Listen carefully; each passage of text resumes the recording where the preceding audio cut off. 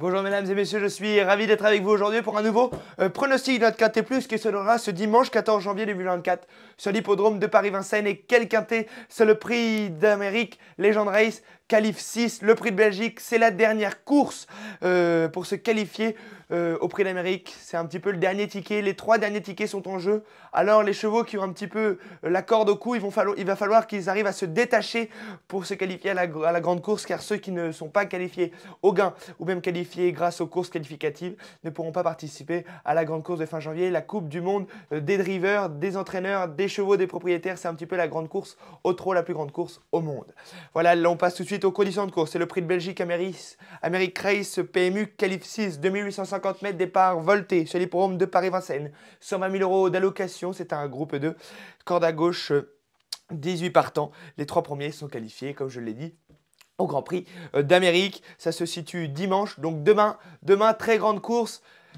Il ne faut pas la louper, 15h15, c'est vraiment la dernière chance, je le dis bien, parce que quelques chevaux vont jouer leur ticket à fond, comme je ne vais pas tout citer pour l'instant, mais Gagné de Banville, quelques chevaux ont besoin de ce ticket. Et en parlant des chevaux, on va commencer tout de suite mon pronostic. Mon favori sera le numéro 10, Isoard Vedake. C'est une priorité dans cette course. Il a été seulement battu par Ida Otiar dans le prix Ténor de Beaune.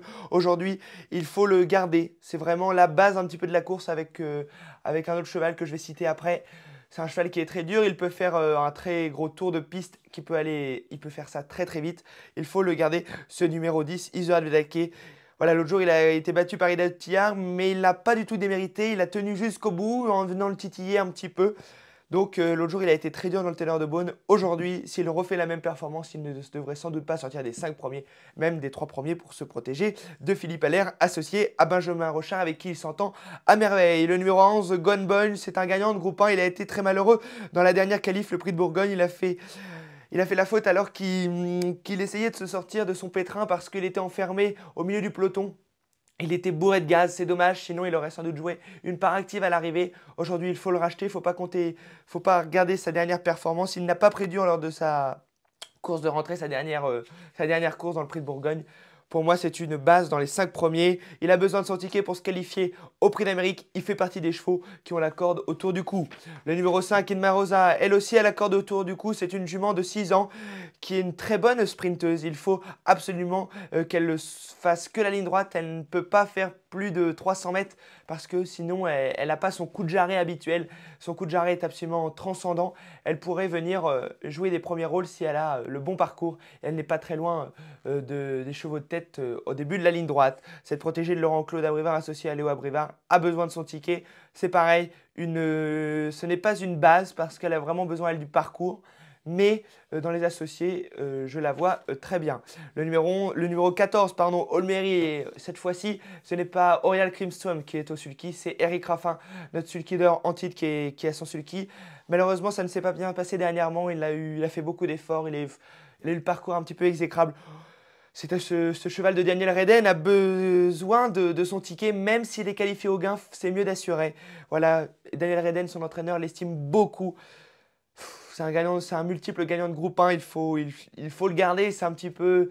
Il faut absolument le garder, on ne peut pas l'enlever, ce numéro 14, Olmery, même si je pense qu'ils vont plutôt lui faire une course en confiance, comme l'a dit Daniel Reden à nos confrères d'Equidia, qu'il ne va pas falloir faire trop fort, il va plutôt falloir le faire finir, lui mettre une course en confiance avant la grande course de fin janvier. Dans 2 semaines, il est déjà qualifié, méfiance. Le numéro 3, Gagné de Banville, lui a besoin de son ticket pour se qualifier. C'est la dernière chance absolument pour se protéger de Jean-Michel Bazir qui se met cette fois-ci au sulky comme il l'a mis lors de ses dernières performances.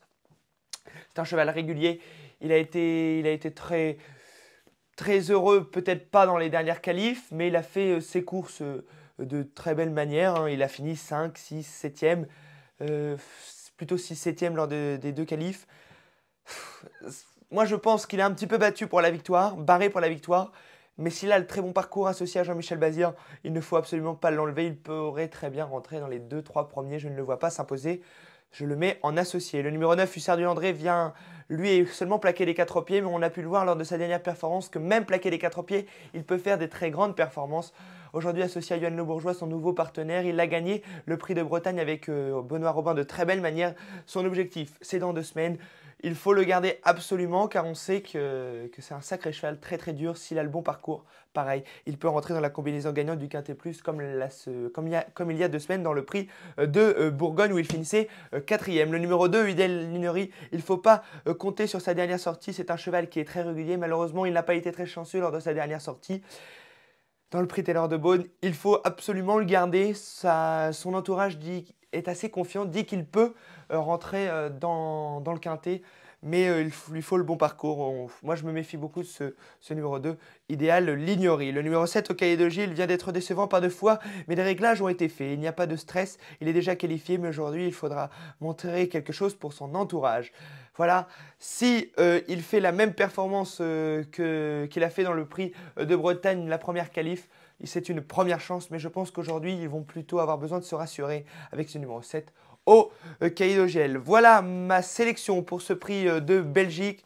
On le refait maintenant en chiffres et ensuite, je vous dis au revoir. Le pronostic en chiffres, c'est le numéro 10, Isuard Vedake, devant le numéro 11, Gone Boy, devant le numéro 5, Inmarosa, devant le numéro 14, Olmery, puis le numéro 3, Gagné de Banville, le numéro 9, Hussard du André, devant le numéro 2, Idéal Lionnery et le numéro 7, au cahier d'OGL. Voilà mon pronostic en chiffres. Je vous dis à bientôt sur le turf 1 pour de nouveaux pronostics et bonne chance à tous. C'est la dernière chance pour gagner et surtout pour se qualifier pour ces chevaux d'exception. Je vous dis à bientôt, bonne chance, bye bye.